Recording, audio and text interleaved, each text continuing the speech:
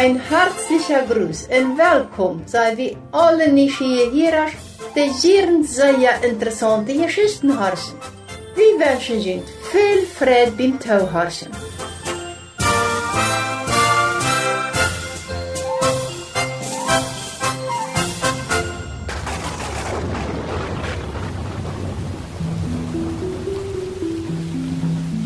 Mit Schwung kommt der Regen rauf, herrlich. Maar in ein paar Tagen haben die Gottes, Fletcher und Parkanlagen sich von der Dreh verholt. Wer schickt dem Regen zuerst der Zeit? Wer hält alles am Leben?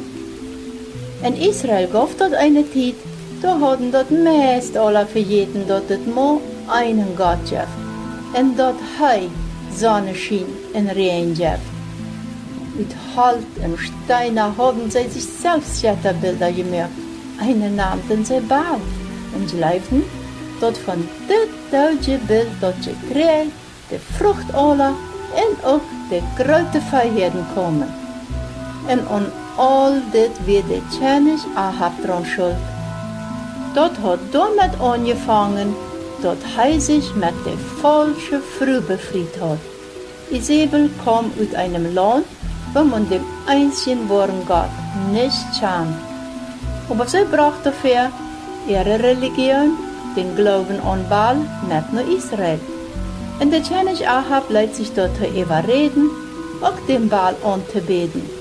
Und das ganze Volk sei dort dann auch so als der König. Nee, nicht alle. Elia auch nicht. Er geht hier zu denen, die Gott treu blieben. Einen Tag bet er. O Gott, lass es doch 3 Jahre lang nicht regnen, damit das ganze Volk erkennen kann, dass du der einzige Gott bist, der Regen gibt und alles Wasser lässt. Elia wird davon überzeugt, dass der Herr wissen wird, dass er allein Gott ist. Er ging schwind nach dem Königspalast. Er darf sich nicht mal anmelden und ging dem langen Gang der Länge und auf Fuß in dem Raum dann, wo König Ahab wird. Ohne Furcht stellt er sich vor dem Herrn und sagt: König Ahab, so wahr als mein Gott lebt, in den nächsten Jahren wird es keine Regen und auch keine Dämmerung mehr geben. Du sollst sagen, dass es einen lebenden Gott gibt. Und ehe Ahab wat sein kann, hat am der Diener von Gott allweiter verloren. Und dann, wo dort wieder geht, dort kannst du beim nächsten Spiel zum Horchen anbohren.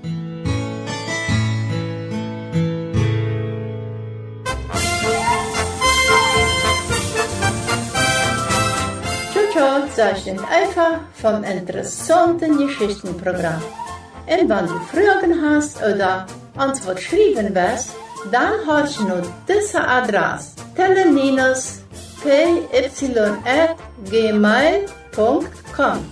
Und nochmal buchstabieren wieder: teleninos@gmail.com.